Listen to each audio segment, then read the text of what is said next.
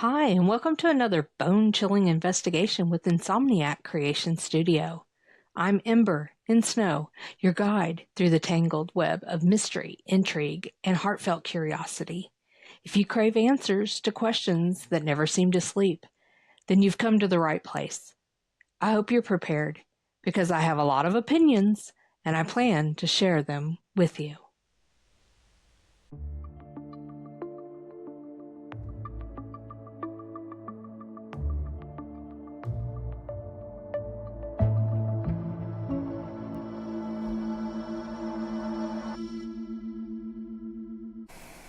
At the party at this cabin in the middle of the woods, witnesses say something dramatic happened.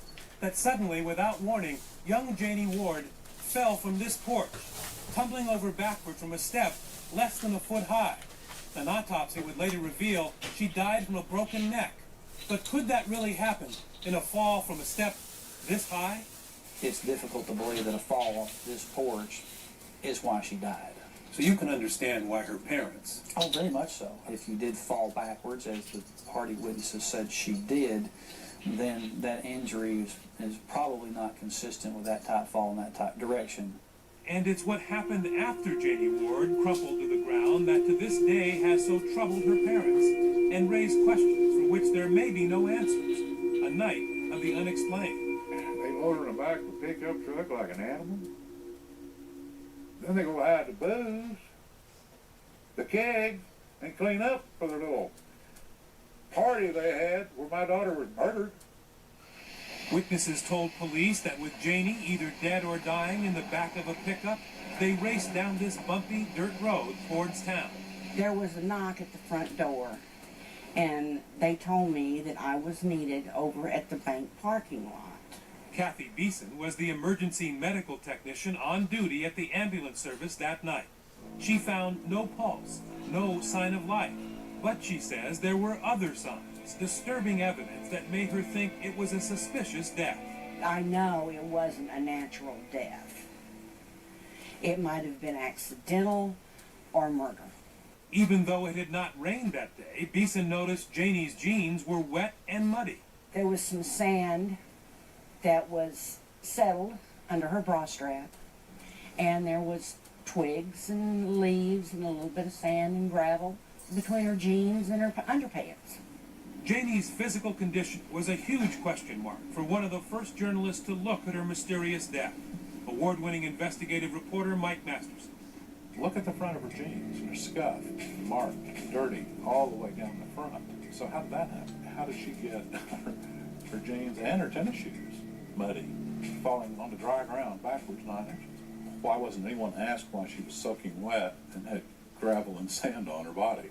And none of it fits. When did you start to believe, Ron, that something more sinister had happened to your daughter? That very night when I saw her, I knew something bad had happened. What Ron Ward says he saw at the funeral home keeps him up nights till this day. He remembers clear, visible injuries, not picked up in full, he says, by these pictures. The whole side of her head here was one massive blue, purple bruise down into her neck here, shoulder area. And there was a abrasion across the bridge of her nose, and there was nicks and scrapes on her cheek and across her ear. And I said, no, baby, you didn't fall off no porch. No way. Within days, Janie's body would be autopsied for the first time. The cause of death? Upper spinal cord and neck injury, and Hyperextension. Hyperextension, a medical term for hangman's fracture, where the head is bent so far back that it separates the neck from the spine. An injury normally caused by extreme impact to the face, which raised the question, how could that kind of injury be caused by a backward fall? Any medical examiner says this 9-inch backwards fall is not credible. And so then you ask what did happen. Talk of foul play began almost immediately. Accusations and rumors that tore the town apart.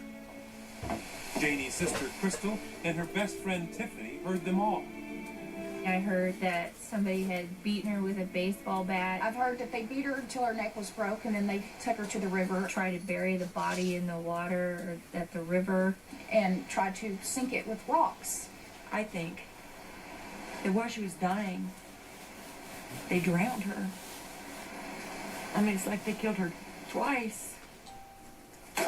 The family was made suspicious by the rumors that swirled through the small town, fueled by deep undercurrents of class and conspiracy. When prosecutor Tim Williamson got the case more than 3 years ago, he faced that sea of rumor and conflict. They all involve the same type scenarios: being thrown from a bridge, being held underwater in a river or a creek, being struck in the face, receiving a blow to the head. One theory is she possibly was held by others and then clotheslined, or someone ran into her and snapping her head backwards.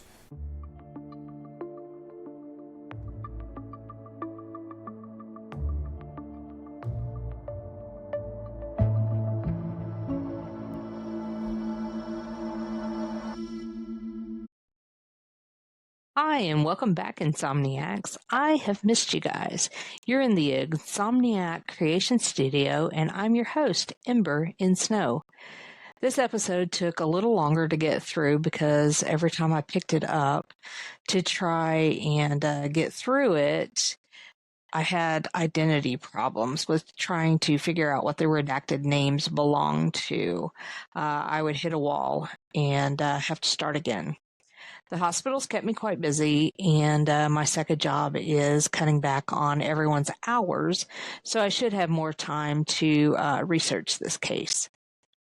Life has been hard lately with the price of everything going up, and we're all struggling. The quality of any case is in its documentation and gives a clear picture of whether or not bias existed. It is clear that this file is leaning more towards law enforcement than to the victim, Olivia Janie Ward.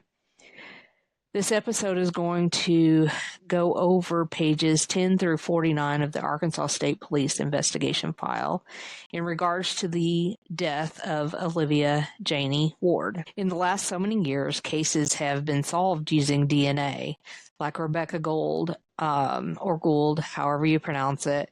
Her killer was identified using DNA, and most recently, so was the yogurt shop murders. Unfortunately for Janie and her family, charges will never be brought because of DNA, because no samples for scrapings under her fingernails were done that I can tell so far through, even though the hands were bagged per protocol by the ambulance staff.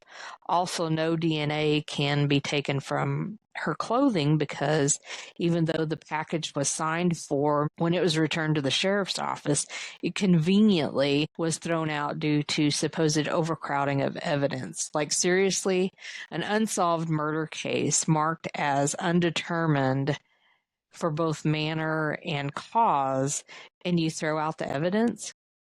This case may have been closed, but there are lingering doubts. This is why cold cases are reopened all the time. Someone guaranteed this one will never be reopened by tossing the evidence and in the last autopsy skinning her so that no additional autopsies could ever be done again. The Arkansas statutes of limitations that I found are personal injury, generally 3 years, but this can vary. Medical malpractice is 2 years from the date of service or the last payment.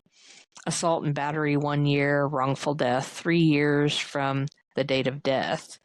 Oral contracts, 3 years. Written contracts, 5 years. Libel, 3 years. Slander, 1 year. And collecting a judgment, 10 years. Felony charges, typically 3 years, but it varies on the felony class. Murder, there's no statute of limitations. Many of these have been applied and should have been implied in this case. There should have been charges brought on the only adult at the party serving alcohol to minors, and he wasn't just present at the party, but he was also the one who purchased the alcohol. Steve Ward should have had neglect charges for allowing a minor to stay at a cabin with no running water or electricity. There's also the fact that the family used that address so that they could attend Marshall High School.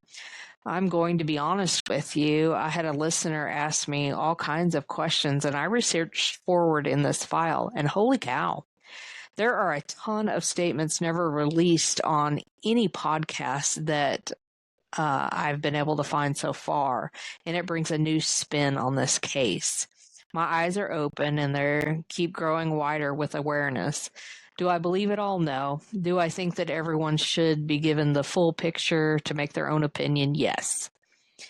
Unless everyone is let in on all that the file contains, how could they be expected to form an opinion at all? You'll need to keep following to find out more. Some theories are rather rumors on the family-run Facebook group, What Really Happened to Olivia Janie Ward, and in messages sent to me, list those rumors and hearsay or secondhand information as the following. Number 1, she was attacked with a bat, a beer bottle, or a board. Number 2, she fell out of the back of the truck doing donuts. Number 3, she was beat up and held down and drowned in the Buffalo River. Number 4, attacked, drowned, and drove around to the backside of the pickup until she died. Number 5, drowned, beat up, ran over. Number 6, choked on fruit. 7, rinsed off in the car wash without shielding her face, so she drowned, and that is why her lungs were heavy in the autopsy. Number 8, drowned and held down with big rocks. Number 9, held down in the water with a car. Number 10, clotheslined by ball players. Number 11, she went swimming before the party, so she got the sand and debris in her clothes, and that's why she was still wet. Number 12, she was hogtied and dragged. 13, she was shot and stabbed with an ice pick, as shown by a mark on the skull of the CT and on her lower back, as seen by the CT and photos, but never addressed. But in order for it to be the ice pick on the side of the angle facing Janie, it would have had to have been a left-handed or ambidextrous-handed person, or someone with their right arm draped across their body with the pick angled right, or a right-handed person standing behind her. 14, she was winning a fight, so more than one other jumped in to make sure that she didn't win. 15, were some of the people that said they did not go to the party but were reported as being on the square. Did they lie? Were they really in attendance and cannot produce an airtight alibi? Truth may sleep, but it never dies. I pray for someone to talk and spill what truly happened. I've been doing my best to match up the names to the redacted portions of the pages. Some people have the same initials, so it makes it kind of hard. The key used to decipher the names also just gives initials and the page number. So if 3 people are listed on the page, then we must decipher which position on the page belongs to which initials. I'll start each page with a set of initials and then read the page with the word redacted, matching up and finding out who it belongs to has become too cumbersome to figure out. I'll give initials unless I know for sure whose the name is. So if you think a name is wrong, just let me know and I'll correct it in the future episode of Mail Time section. Speaking of Mail Time, it was pointed out to me that I stated Jim Horton was a Searcy County judge when in fact it was Tony Mitchell Horton. Just clarifying a mistake that was made. A user sent me pictures of the car wash, which I uploaded to my Facebook profile. They also sent me a screenshot map of the ways in and out via road from the cabin that I'll post as well. Something I ran across when looking at the officials in Searcy County is that the sheriff is also the collector. I just found that extremely odd. Did no one else run for the collector position? Anyway, continuing on, here there was so much mail chat that I'm going to save most of it for when I get to those parts of the file so that it sounds more cohesive. I'm going to read off the pages 10 to 49 and try my best to fill in the redacted names.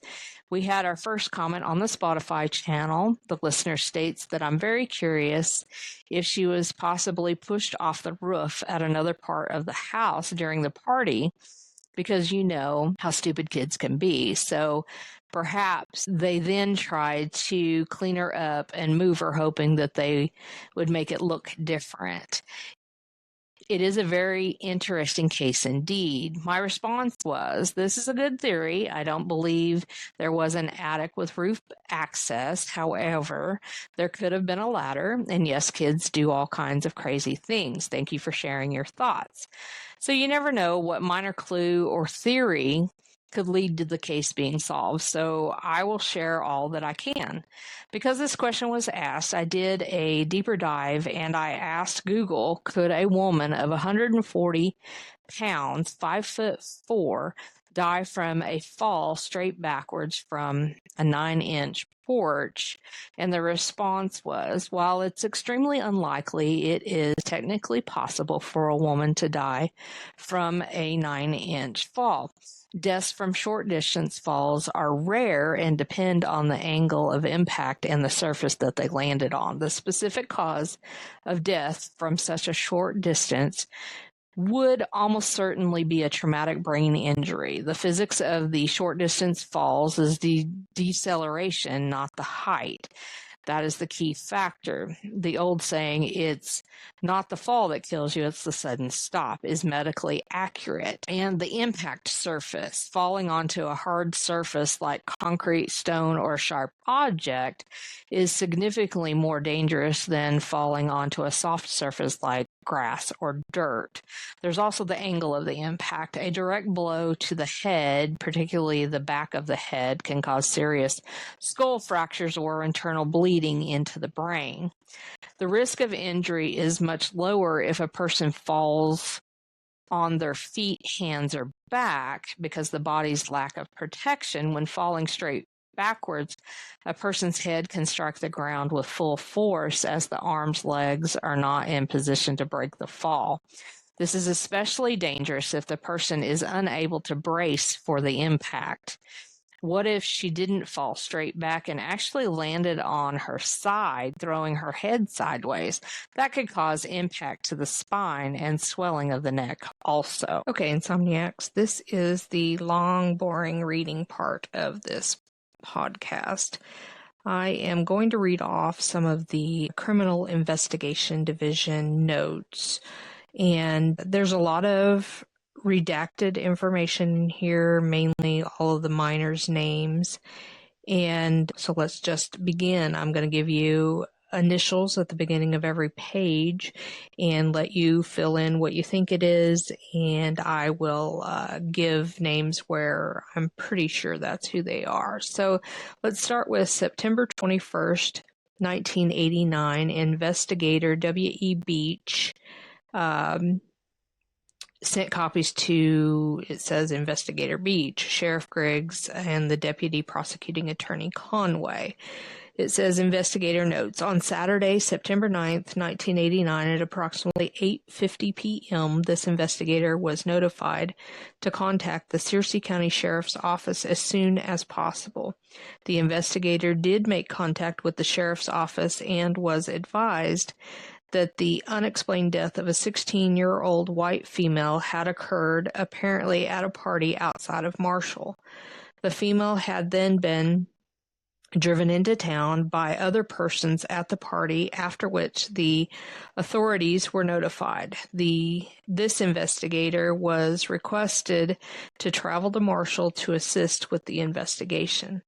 At approximately 10:15 p.m., this investigator arrived at the Searcy County Sheriff's Office and met with Sheriff Kent Griggs. Sheriff Griggs identified the victim as Olivia Janie Ward and said that she had been attending a party at the Steve and Jamie Ward residence on Zach Ridge Road outside of Marshall. This investigator noted upon arriving at the sheriff's office that approximately 40 to 50 people were congregated outside the sheriff's office. Sheriff Griggs said that most of the people had been in attendance at the party and had been advised to come to the sheriff's office for interviews. Sheriff Griggs said that the majority of the people were juveniles.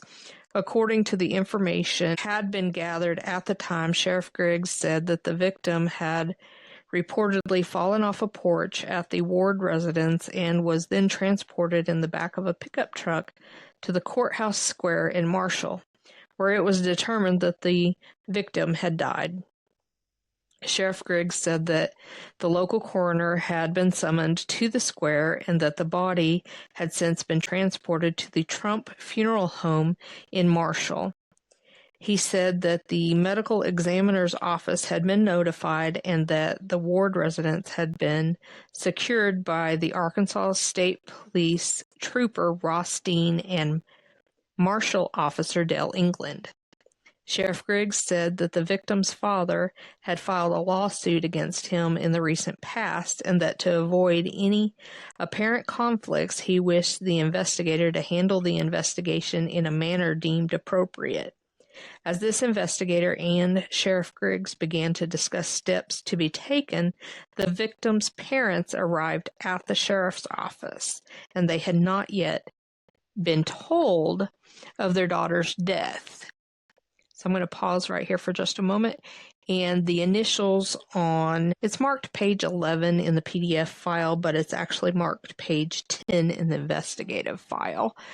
The initials that were given was JW and KW for the redacted sections. I believe that the JW all stands for Jamie Ward, which is Janie's cousin, and I believe that the KW stands for Kim Woody. So I'm going to continue to read.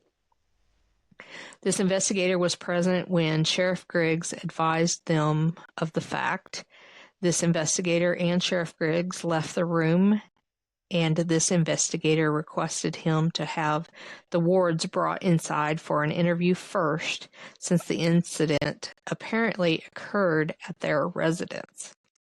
At approximately 10:30 p.m., this investigator began interviewing Jay Ward, a white male age 17. Jamie was interviewed in the presence of his father, Steve Ward, and his natural mother and stepfather. The investigator was able to determine that Jamie was the only permanent resident of the home. His father lived near Harrison, and his mother and her husband lived at another location near Marshall.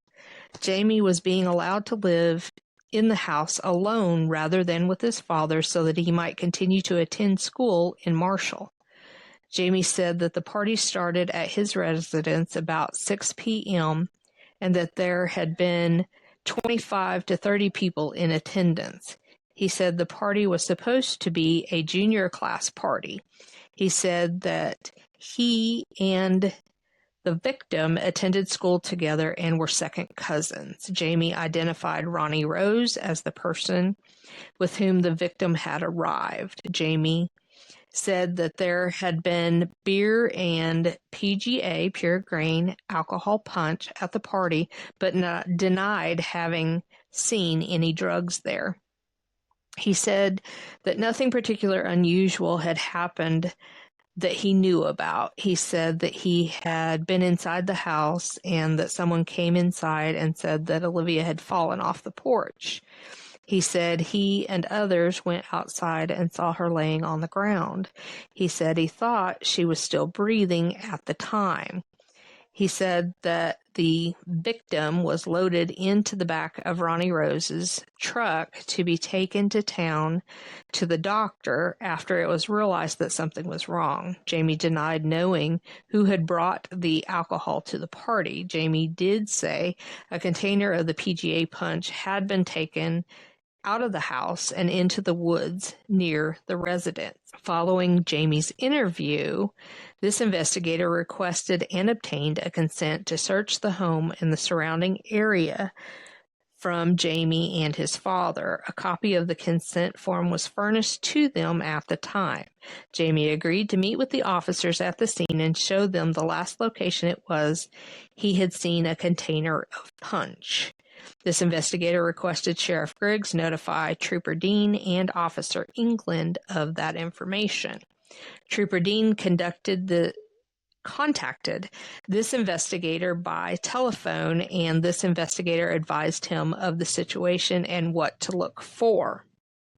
So I'm going to pause a moment there.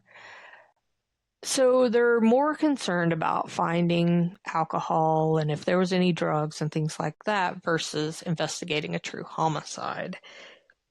I shall continue. At 10:55 p.m., this investigator interviewed Ron Rose, who is a white male aged 20. Rose said that he and Kim Woody had picked up the victim at the courthouse square at approximately 5:30 p.m. He said that they all went to the party, arriving at about 6 p.m. Rose acknowledged that there had been alcohol and marijuana at the party, but no chemical drugs that he knew of.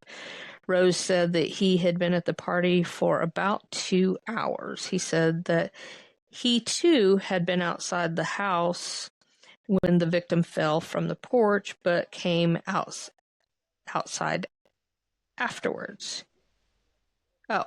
He had been inside the house when the victim fell from the porch, but came outside afterwards. He said that the victim was breathing when he saw her, and Rose said that he and others put her in the back of the truck to bring her to town. He said that she had been too limp to get inside the truck. He said that Kim Woody had ridden in the back of the truck with the victim at one point, told him that the victim had said that she was cold. He said before they got back to town, Kim crawled back inside the truck through the cab window. Rose said they came to town and directed another girl that they saw to go to the courthouse square to go get the ambulance personnel. Rose said he had seen the victim drinking alcohol, but had never seen her using any drugs. At 11:20 p.m., this investigator interviewed Kim Woody, a white female aged 17, and Kim acknowledged that she and Rose had taken the victim to the party. She acknowledged having seen the victim drinking beer at the party. She said that approximately 2 hours after they arrived, someone yelled, "The cops are coming," and that she ran inside the residence. Kim said she came back outside shortly and saw the victim laying on the ground. She said someone yelled, "Take her to a doctor," at which point the victim was placed in the back of Rose's truck. Kim said that she did not ride in the back of the truck with the victim. She said that she did get in the back with her once and that the victim was still breathing and mumbled something. She said she could not understand what the victim had said. Following this interview, this investigator requested Sheriff Griggs to have some of his officers begin going through the crowd outside the sheriff's office and obtain names, addresses, and phone numbers from all of them. This investigator also requested that those officers speak briefly with each one of them to see if any pertinent information could be obtained before formal interviews were done. At 11:45 p.m., this investigator met with the parents of the victim and Gary Don Snow. The investigator spoke briefly with the parents and then listened as Snow gave his version of what happened. The investigator asked the victim's parents to leave the room so that the formal statement could be taken from Snow. Snow said that he had seen the victim drinking at the party but did not think she had any coordination problems. He said that after the victim had been there for some time, he saw her go to a beer keg on the front porch and fill up her cup. He said she stood up between a post and the railing in an open area of the porch and then fell straight back as if she had passed out. Snow said that it appeared to him that the victim fell primarily on her neck and shoulder. Snow said that the victim was heavy-set and that he thought she had broken her neck. Snow said that the victim started gasping in irregular breaths.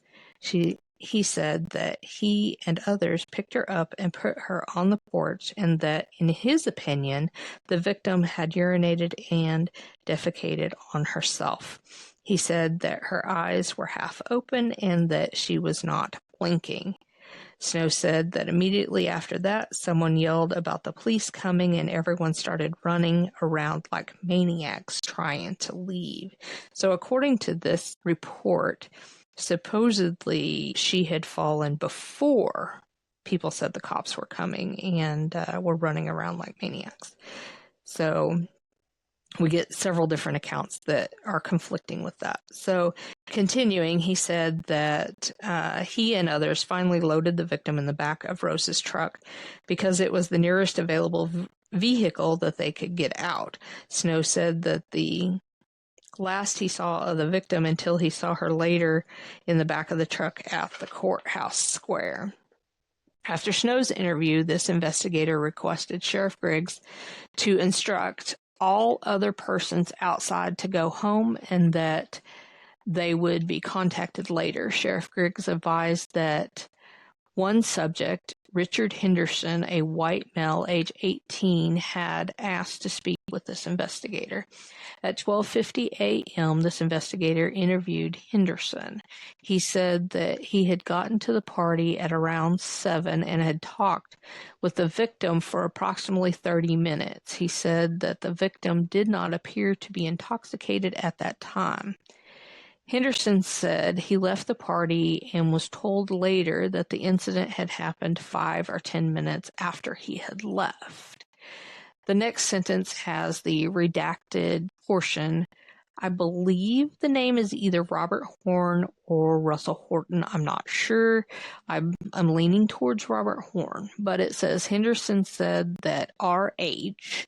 had told him that the victim was loaded into the truck and then they went to hide the beer kegs and other items before the victim was brought to town.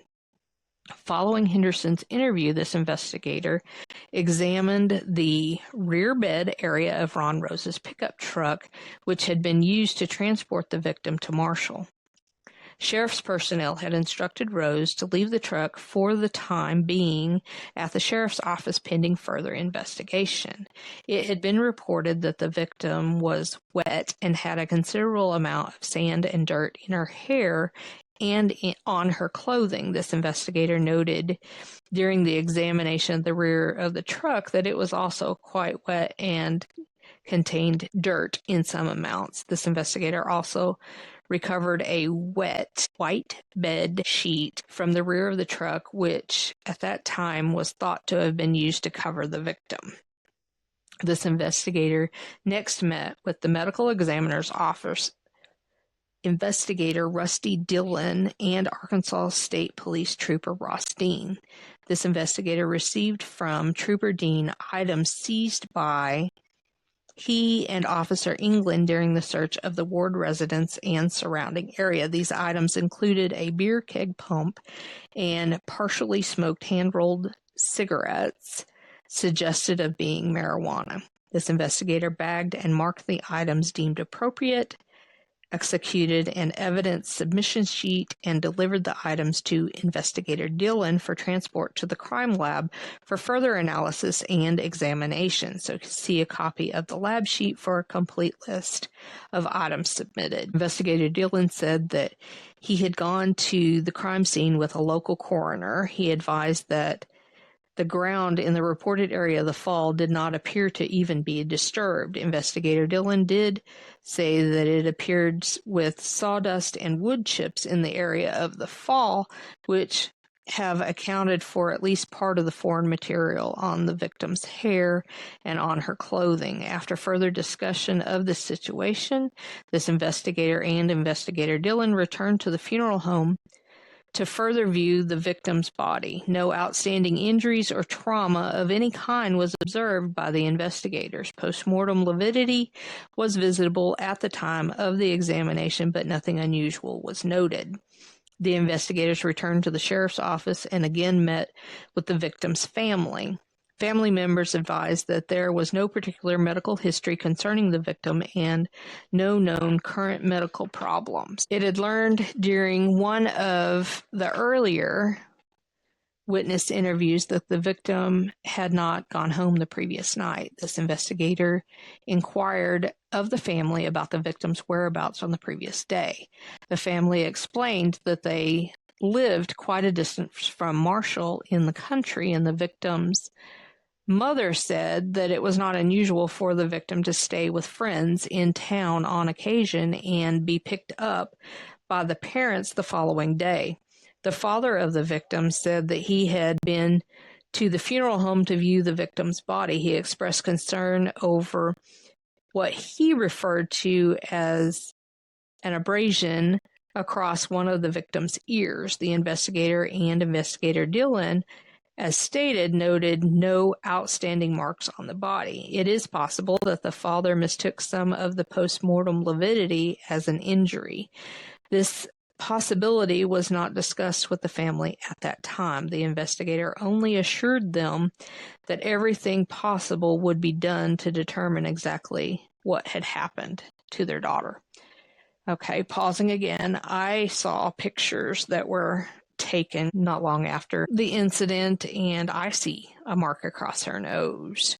I can't really see her ear, but I do see one across the bridge of her nose. So continuing, one of the family members said that a female juvenile identified as, and it's SH. So I think from everything that I've read that this might be Sarah Horn, had called BT, and I can't figure out who BT is, another relative of the victim earlier, and said that the victim had been involved in a traffic accident prior to the party. At approximately 3:30 a.m., this investigator contacted Miss Richard Horn, Sarah's mother, by telephone. Miss Horn said that her daughter had made the call. However, the information furnished about the traffic accident had been a misunderstanding. She said that her daughter had been under the impression at the time that the victim had been hurt in an accident involving vehicles. At approximately 3:45 a.m., this investigator obtained a handwritten report from Marshall ambulance driver John Childers. A copy of the report will be made a part of this file. At approximately 4 a.m., this investigator accompanied Officer Dale England back to the ward residence. Actions taken and observations made will be dictated under the heading of crime scene search and or diagram. Following further examination of the crime scene, this investigator returned to the sheriff's office and met with Deputy Prosecuting Attorney Judith Conway. Reference information gathered to this point. Additional action to be taken in the case was discussed, after which this investigator returned to Mountain Home. On Monday night, September 11th, 1989, Deputy Prosecuting Attorney Conway contacted this investigator and advised that she had been in contact with Dr. Malik. Dr. Malik had said that the cause of the victim's death stemmed from injuries to the back of the head and spinal column. Dr. Malik said that the injuries could have been consistent with the type of fall described. At that time, no blood, alcohol, nor drug screen results were available.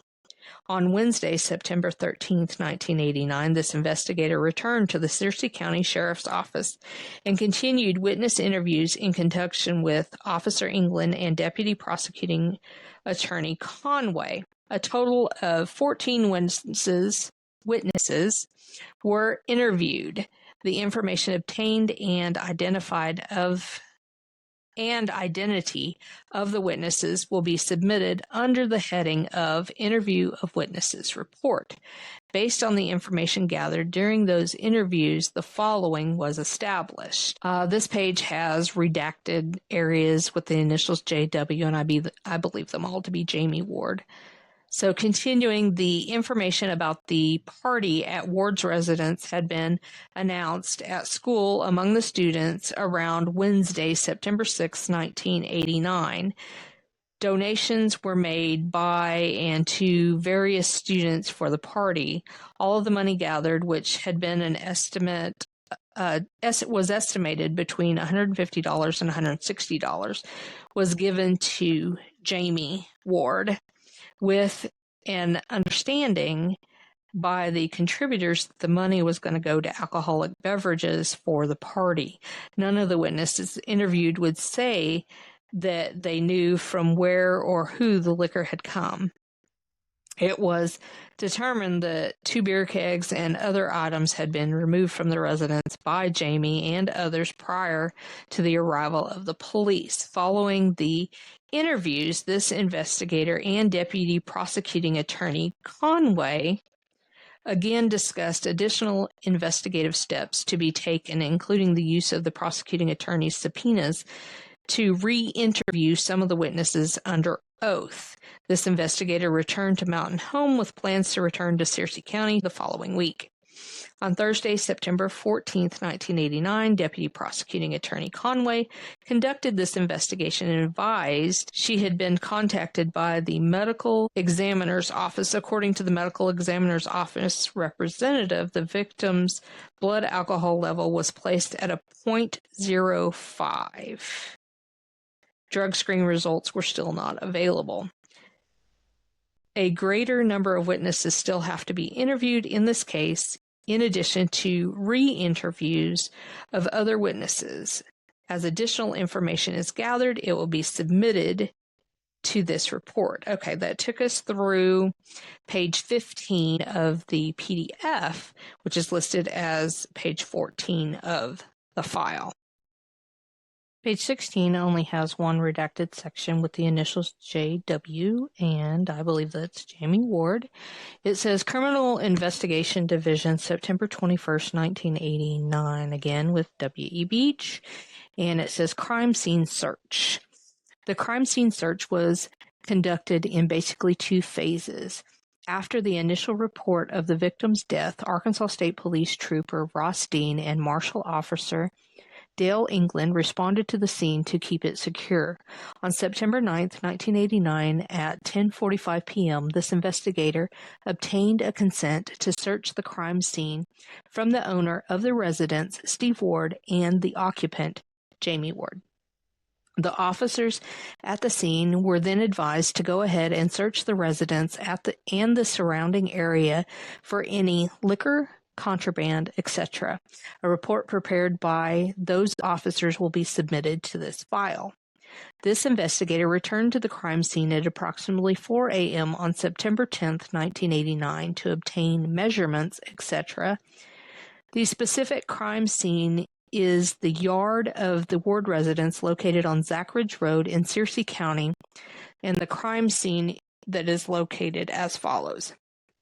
Leaving from the Searcy County Sheriff's Office in Marshall, Arkansas, turn right from the parking lot onto Factory Road. Travel 0.2 of a mile until reaching the T intersection of Zach Ridge Road. At this point, turn left, and after traveling 3.5 miles, the pavement ends. Continuing on the gravel road for an additional 0.3 of a mile, there appears a split in the road.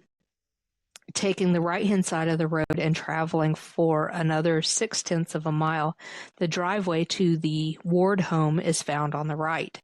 The Ward home is located approximately 200 feet from the road by use of the driveway. The crime scene diagrams prepared by this investigator and Trooper Dean will be submitted into the file indicating the location and identity of the items seized and recovered at the scene. So page 17 and 18 are diagrams. 17 is of the parking lot and the car wash and where things were located at the time. Page 18 is the layout of the house, and it says not to scale. These pages can be found on my profile on Facebook.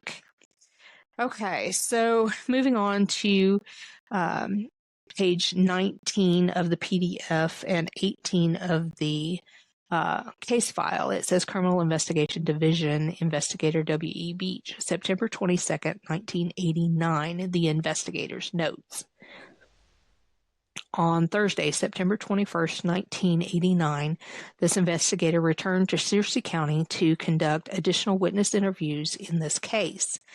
A total of 9 additional witnesses were interviewed, and the majority of the information obtained was virtually the same as gathered from the previous interview concerning the party, person's presence, etc. There was, however, some conflicting information furnished concerning how long the victim laid on the ground prior to anyone attempting to aid her. One witness furnished the information indicating that the victim had been laying on the ground as long as 30 minutes before anyone discovered she was even hurt. Mr. Ron Treat, an employee of the Junction Liquor Store in Big Flat, Arkansas, was interviewed concerning the sale of the beer kegs during the appropriate time frame. A log is kept at the store for any persons purchasing kegs, and Mr. Treat provided this investigator with a copy of the log, which indicated Gary Snow purchased 2 kegs of beer on September 9th, 1989, the day of the party. Mr. Treat said that he knew Snow as a regular customer and did not charge him the normal deposit fees. He said that Snow returned the kegs on the following Tuesday, September 12th, 1989, and that one keg was about half full and the second was completely full. So this information is consistent with the information concerning the hurried removal of the kegs from the party. All witnesses interviewed will be identified and their information submitted into the file dictated under the heading of Interview of Witness Reports. Moving on to page 20 of the PDF and 19 of the case file. It says Criminal Investigation Division, October 23rd, 1989. Again, Investigator W.E. Beach, Investigator's Notes.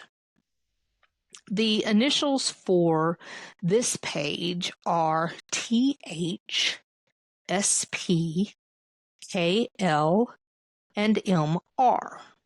So when we get to that section, I can't determine which one in what order, just that those are the initials that are used. So it starts with, on the afternoon of October 19th, 1989, this investigator returned to the Searcy County Sheriff's Office in Marshall to conduct additional investigation of this case. At approximately 1 p.m., Mr. Ron Ward, the victim's father, arrived at the sheriff's office and requested to speak with this investigator. Mr. Ward displayed Polaroid photographs of his daughter to this investigator in attempting to point out what he referred to as his daughter's black eye and a cut atop of her ears. There was a thin dark line around the victim's right eye and a small mark on one of her ears. This investigator displayed to Mr. Ward one of the photographs taken of the victim at the medical examiner's office. This investigator explained to Mr. Ward that there would have been postmortem changes in the victim's body and that could account for the mark around the eye. Mr. Ward looked at the photograph of his daughter and then said that the t-shirt that she had been wearing in the photograph was not the same as the one that she had been wearing that night. Mr. Ward said that he remembered his daughter was wearing a blue and white shirt and that his daughter did not have a t-shirt as shown in the photograph. This investigator told Mr. Ward that this investigator had photographs taken of his daughter by the local authorities in which she was wearing that same shirt. This investigator also told Mr. Ward that this investigator had viewed his daughter's body at the funeral home prior to being transported to Little Rock, and that she had been wearing the t-shirt at that time. Mr. Ward then said he didn't think so, but he admitted that he could have been in shock at the time. The investigator told Mr. Ward that an interview had been conducted of the girlfriend of his daughter with whom his daughter had spent the night before the party, and that if this investigator remembered correctly, his daughter had borrowed the t-shirt from her to wear to the party. Mr. Ward began talking about different individuals with whom his daughter had reportedly had problems with at school. Mr. Ward referred to those persons as cheerleader types and identified them as, and this is where those initials get input, TH, SP, KL, and MR. Mr. Ward said that he had been told that Sarah Patterson had made a statement at school about his daughter to the effect, "That's one down." And Mr. Ward had no explanation of what problem might have existed between his daughter and the other girls, except to say that he had problems in the past over a bank loan with, and this is where the initials TH are entered on page 21. 21 starts, the initials are TH, JW, and JS.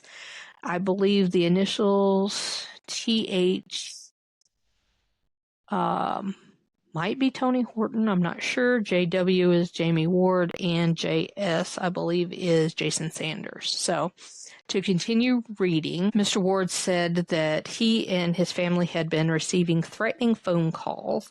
He said the caller had made reference to him having other children that had to go to school and that he'd better watch out, etc. This investigator asked Mr. Ward if he had any idea who might be making those calls. He only said that one call was made by a female, and Mr. Ward began saying that he thought his daughter had been beaten to death and asked this investigator his opinion. This investigator told Mr. Ward that no information gathered to this point, including information from the medical examiner's office and all witness interviews conducted, indicated any violence had been done to his daughter, and this investigator advised Mr. Ward that the investigation was not yet completed and that this investigator was there that day to assist in taking sworn statements from some of the witnesses. Mr. Ward stated or wanted to know if he could sit in on the statements. The investigator advised him that he could not. Mr. Ward said that he understood that, and it was the coroner's inquest and that it was open to the public. This investigator advised him that it was not an inquest, but just another step in the investigation, and it was not open to the public. After this discussion, Mr. Ward furnished this investigator with a list of names of persons he understood to have been at the party. Mr. Ward wanted to know if this investigator had talked with those persons. This investigator told Mr. Ward that the great majority of the persons whose names he had furnished had already been interviewed. This investigator again assured Mr. Ward that when the investigation was completed, that this investigator and Deputy Prosecuting Attorney Conway would meet with him and his family to discuss the investigation. This investigator again told him that any specific information and or reports concerning the investigation furnished to him would have to be authorized and obtained from the prosecuting attorney's office. At approximately 1:45 p.m., this investigator met with Deputy Prosecuting Attorney Conway. Deputy Prosecuting Attorney Conway had previously issued and obtained service on several prosecuting attorney subpoenas for various individuals involved in the case. Deputy Prosecuting Attorney Conway and this investigator planned to conduct sworn statements of those individuals on that date. A total of 6 individuals were interviewed under oath, and tape-recorded statements were taken. Those individuals will be identified separately under the heading of Interview of Witness Reports. No particularly new information was obtained concerning the fall, injury, and or death of the victim. It was determined, however, that the money obtained from the party by Jamie Ward had been furnished to Gary Snow to purchase alcohol for the party. It was also determined that Snow, Jamie Ward, and I believe that one is Jason Sanders, went to the Junction Liquor store at Big Flat and did in fact obtain the alcohol on the day of the party. As additional information is obtained in this case, it will be submitted to the file. All right, I warned you guys this was the long, boring part of this podcast. Continuing on, pages 22, 23, and 24 are one dictation, it looks like. And it is Criminal Investigation Division, November 8th, 1989. Investigator Notes, Investigator W.E. Beach. It looks like page 22 doesn't have anything redacted. 23 has the initials of H.T., and 24 has two redacted names, S.B., which someone thought was someone named Scott, and B.H., which someone thought may have been Billy Harris. So, continuing on, let's just start reading. On the morning of Monday, November 6, 1989, this investigator and investigator David Lafferty traveled to the Searcy County Sheriff's Office in Marshall. This investigator had previously contacted Deputy Prosecuting Attorney Judith Conway and discussed with her contacting key witnesses in the case and returning to the Ward residence. The officers intended to use a dummy of some type as a substitute for Olivia Ward and to have the witnesses recreate what they saw and or did on the night of September 9th, 1989. The officers intended to videotape each recreation and, along with Deputy Prosecuting Attorney Conway, meet with Dr. Malik in the near future to allow him to view the tapes in an effort to determine the exact manner of Miss Ward's death. This investigator began attempting to contact those witnesses to arrange times to meet, etc. And during this process, while waiting for Deputy Prosecuting Attorney Conway to arrive, this investigator contacted and interviewed some additional witnesses. At 10:20 a.m., this investigator talked with Miss Virginia Snow. Miss Snow is the mother of Gary Don Snow, another witness in this case. Miss Snow said that she had seen Olivia Ward on the Thursday before her death and that she appeared to have some type of black area near her left eye. Miss Snow said that a girl named Teresa, who worked at the Sunset Restaurant in Marshall, had seen Miss Ward on Friday before her death and had also noted the black area near her eye.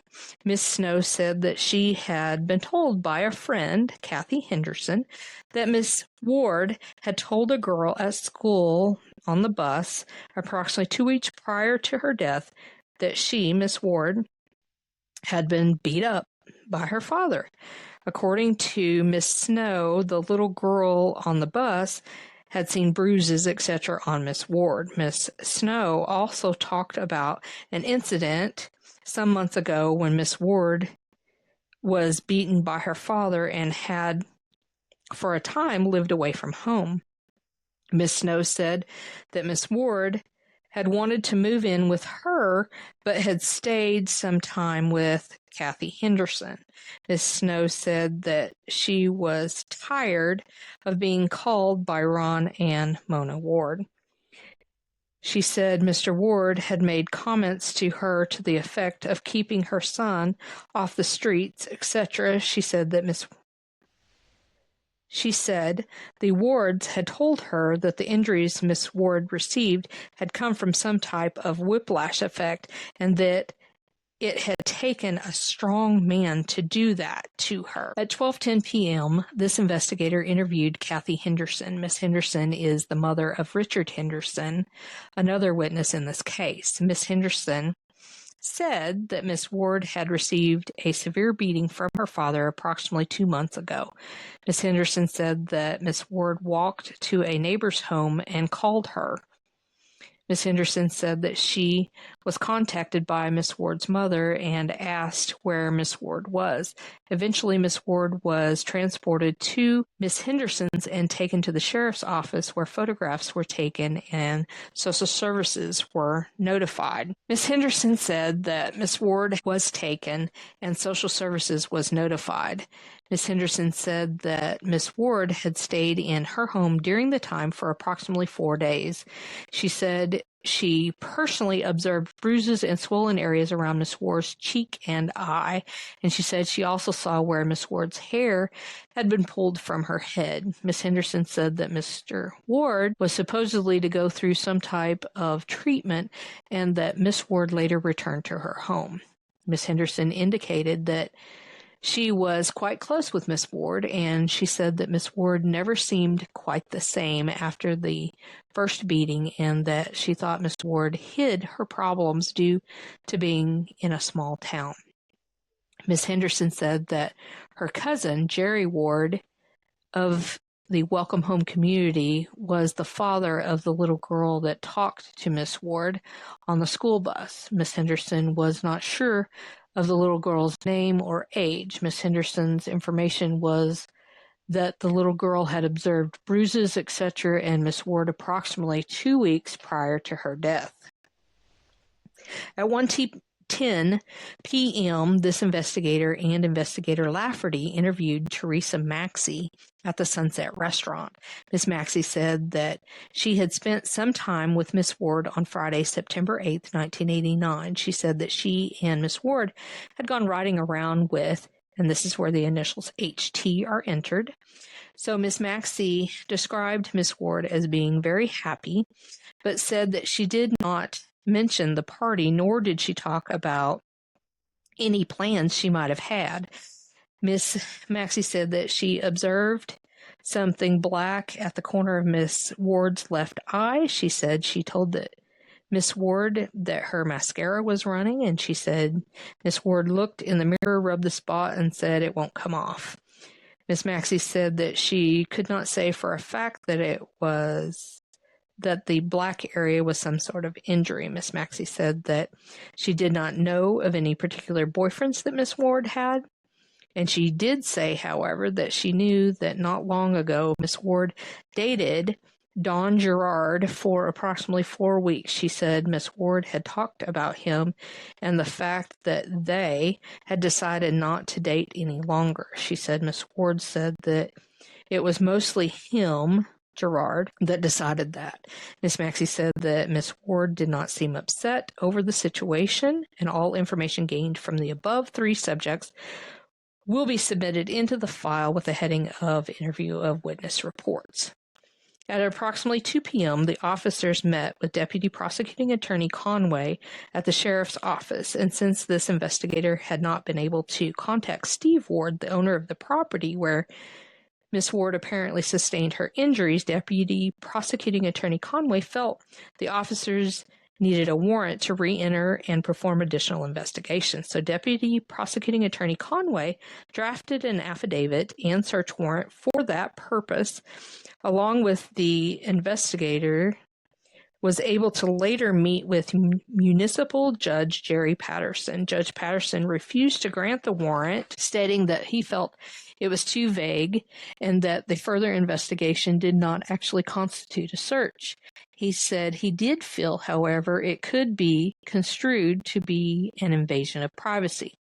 Judge Patterson, after further discussion of the situation, said that he would sign a court order authorizing the officer's return upon a finding of probable cause in affidavit form. Deputy Prosecuting Attorney Conway drafted the affidavit and order. Judge Patterson swore this investigator to the information contained in the affidavit and granted the court order at approximately 4 p.m. At 4:18 p.m., this investigator and Investigator Lafferty began the videotape of reenactment with the first witnesses. The witnesses utilized or identified as follows. Number 1, Ron Rose. 2, Gary Snow. 3, Chris Loggins. 4, SB. We're not sure exactly who SB is. And 5, BH. We're not sure positively who that is. The officers completed the reenactment with these witnesses at approximately 8:30 p.m. and returned to the sheriff's office to recontact Deputy Prosecuting Attorney Conway. There were 3 other witnesses the officers had intended to use, however, they were unable to locate. The officers discussed with Prosecuting Attorney Conway additional activity concerning these witnesses and tentatively rescheduled it for Thursday, November 9th, 1989. As additional information is obtained in this case, it will be submitted to the file. Page 25 doesn't have any redacted portion, and it's a very short page. It says Criminal Investigation Division Status Report. Officer and badge number, Investigator W.E. Beach, number 391. It's titled Active Investigation, and this case is still being actively pursued. This investigator requests another review date of 60 days to be set for this case. Another status report will be dictated by this investigator by January 9th, 1990, and this dictation was dated November 9th, 1989. So page 26 has the initials JW and KW, which again we think are Jamie Ward and Kim Woody. This one says Criminal Investigation Division Investigator Notes. This one is dated November 22nd, 1989. On Tuesday, November 21st, 1989, this investigator and investigator David Lafferty returned to the Searcy County to conduct additional videotaped interview recreations at the crime scene where Olivia Ward was reported to have received her injuries. Officers were unable to locate witness Gail Breedlove, but were able to contact Jamie Ward and Kim Woody, both of whom were transported to the crime scene to complete the process. This investigator contacted the medical examiner's office on November 21st, 1989, and had a tentative agreement to meet with Dr. Malik at 1 p.m. on November 22nd, 1989, at which time he was to review the videotapes. At approximately 8 a.m. on November 22nd, 1989, a medical examiner's office representative contacted this investigator and advised Dr. Malik had been subpoenaed to court, and the representative was not sure of when Dr. Malik would return to the office that day. The meeting with Dr. Malik had now been tentatively rescheduled for 1 p.m. on November 28, 1989. When additional information is obtained in this case, it will be submitted to this file. That was the end of page 26 of the PDF. 27 doesn't have any redacted information, and it says Criminal Investigation Division, December 5th, 1989, Investigator Notes. On Tuesday, November 28th, 1989, at approximately 1 p.m., this investigator met with Dr. Malik at the medical examiner's office and the crime lab in Little Rock for the purpose of reviewing the videotape, witness interviews, and recreations of events surrounding the death of Olivia Janie Ward. After reviewing the tapes, Dr. Malik said that Miss Ward's injuries and subsequent death would have been consistent with the description of the fall, handling, and sounds made by the victim and described by the witnesses. Dr. Malik said that if the investigation revealed that Miss Ward had not been pushed, his eventual ruling on the case would be accidental death. After reviewing the videotapes, this investigator and Dr. Malik discussed several different points concerning the case. The primary issues discussed were as follows. Number 1, no evidence of recent sexual intercourse was discovered during Miss Ward's autopsy, and she was not pregnant. Number 2, damage to the vertebrae was caused by the head snapping back and the skull hitting the second vertebrae. Okay, remember that. That says head snapping back. Number 3, Dr. Malik said that he never told Ron Ward that the injuries could not have been received in the described fall. Dr. Malik said he did tell Mr. Ward that the neck injury was caused by a snap, similar to a whiplash effect, but that the injury was consistent with the situation described. Number 4, Dr. Malik telephoned Ron Ward in reference the article in the Democrat on November 28, 1989. Mr. Ward said that he did not say all those things. Mr. Ward eventually said that the press had misconstrued what he, Ward, had said. And number 5, the bruises on Miss Ward's back was a recent one, however, had no particular significance in relation to the injuries that caused her death. Page 28 starts with number 6. Dr. Malik was advised that at least 2 witnesses had placed Miss Ward on the front porch with a group of people that smoked 2 marijuana cigarettes. Dr. Malik checked with toxicology and determined that they had never checked the victim's blood for THC content. The reason given was that no urine samples had been available, and Dr. Malik instructed them to retest the blood for THC. Number 7, it was agreed to resubmit the victim's clothing for additional testing for bodily fluids, etc., to match them with the victim. Number 8, Dr. Malik did not feel it was possible for the victim to have had some sort of residual or existing injury that could have been aggravated by the fall and or handling. And number 9, Dr. Malik suggested a grand jury could be impaneled and would probably put the case to rest by answering any questions still outstanding. After the meeting with Dr. Malik, this investigator traveled to the Searcy County office and filled out another crime lab submission sheet on this case. The submission sheet was left with the note to Sheriff Griggs requesting the victim's clothing be listed on a sheet and resubmitted to the lab by Friday, December 1st, 1989. As additional information is obtained in this case, it will be submitted to the file. Page 29, it says date December 5th, 1989, Investigator W.E. Beach. Investigator notes.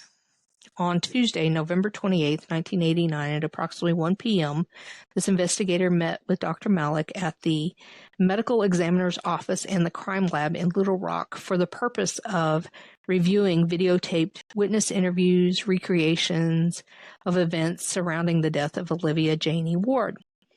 After reviewing the tapes, Dr. Malik said that Miss Ward's injuries or subsequent death would have been consistent with the description of the fall, the handling, and the sounds made by the victim as described by the witness. Dr. Malik said that if the investigation revealed that Miss Ward was not pushed, that his eventual ruling on the case would be accidental death. After viewing the videotapes, this investigator and Dr. Malik discussed several different points concerning the case. The primary issues discussed were as follows.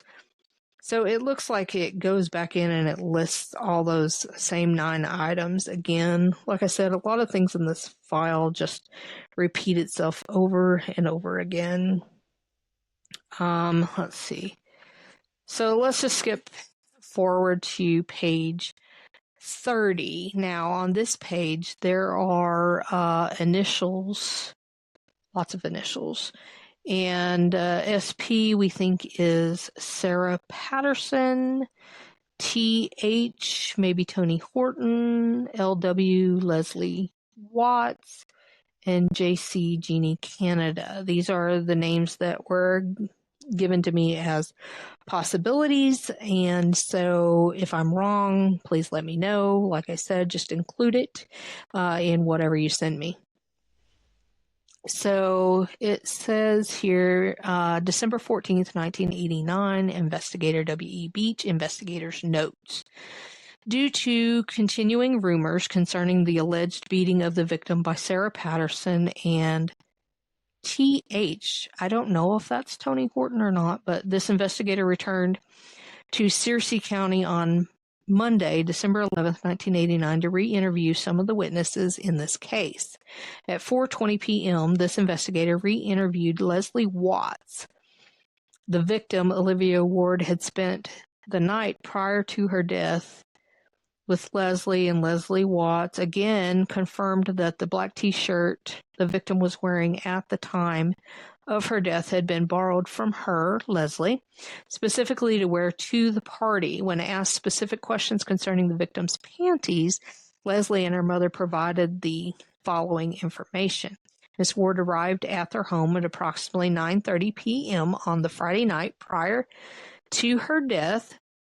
Leslie and her mother stated that Miss Ward had been having problems with her stomach and spent a lot of time in the bathroom. Leslie's mother said that the next time that she did laundry, she found a pair of soiled panties, apparently with some amount of feces inside. And Leslie and her mother stated that the panties did not belong to them. They said that they must have belonged to Miss Ward and no one else had been in their home. Leslie and her mother said they had provided this information to Ron and Mona Ward. Leslie said that Miss Ward did not bring any other clothes with her to their residence except what she had been wearing. She said Miss Ward had talked about borrowing another shirt from someone, but that it had been too tight and she decided not to wear it.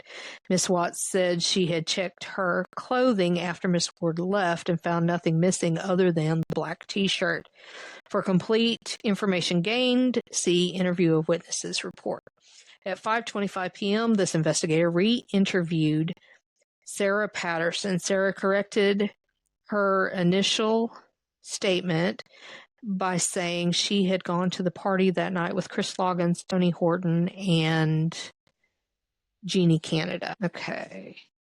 Then page number 31 has the initials SP and TH, and it says that TH must be a female, so I don't know who they are. She said she had not been truthful about who she was with before because she knew that she would get in trouble with her parents for being with the older boys. Sarah Patterson again said Miss Ward had walked past her at the party and then seemed to twist and fall to the ground, landing face up.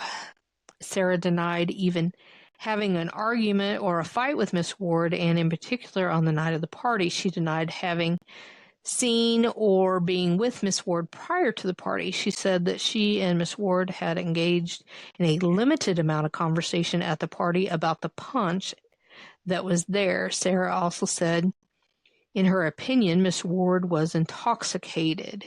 Sarah said TH, which is a female, had been at home babysitting at the time of the party. She said that she and her friends went to TH's house after the incident and that TH accompanied them to the sheriff's office. For complete information gained, see Interview of Witness report. Attempts were made to have Sarah to come to the sheriff's office for a formal interview. However, her parents were out of town and the interview was scheduled for the following day. The investigator returned to Searcy County on December 12, 1989 and interviewed Sarah at 11:10 a.m.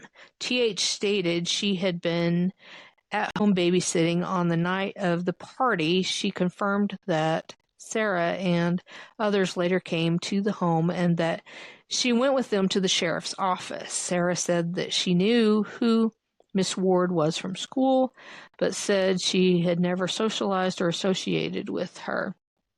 She said that she and Miss Ward associated with different crowds. Sarah denied ever having any fights or arguments with Miss Ward, and she said there were definitely never any arguments over boys. Sarah said she was not yet allowed to date. For complete information gained, see the Interview of Witnesses report. Following Sarah's interview, the investigator obtained additional interview report from Sheriff Griggs on witness interviews performed by investigator George Sutterfield. This investigator traveled to Clinton and contacted Deputy Prosecuting Attorney Judith Conway. Deputy Prosecuting Attorney Conway provided photographs and reports concerning an incident in which Miss Ward had been beaten by her father several months earlier. At 2:30 p.m. on December 12, 1989, this investigator met with Prosecuting Attorney H.G. Foster in Conway. Prosecuting Attorney Foster was furnished with photographs and documents supplied by Deputy Prosecuting Attorney Conway and a complete copy of the investigator's case file concerning the investigation of Miss Ward's death. Prosecuting Attorney Foster advised that he would review the file and videotapes and conduct this and contact this investigator with requests for additional information if needed. So I understand investigators needing to see the bigger picture and gather everything before, after, during, all of the above, but I really don't see how an investigative report about domestic violence with her father is relevant to what happened at this party, but that's just my personal opinion. I was originally going to leave it out, but it is part of the investigation file, and I didn't want you guys to think that I was skipping over anything on purpose. So, page 32 continues with Criminal Investigation Division, December 18th, 1989, investigators notes. There are no redacted sections on this page. It does continue on page 33, where there is the initials MK, which someone thought might be Matthew Kelly. I'm not sure. And then page 34 is also MKJW, which is Jamie Ward, SH, which could be Sarah Horn, and BT. We just don't know who that is. There's also more initials. Page 35 has a ton of redacted names. So I'm going to stop right here before I start reading this next section for December 8th, 1989, and just pause for a moment, and I'll get right back with you. I'm going to go ahead and post what I already have as soon as I get it edited. I think it's already at an hour, maybe a little over, and I'll come back with the second half of these pages and end up posting 2 sections. So I'll catch you guys here in a little bit.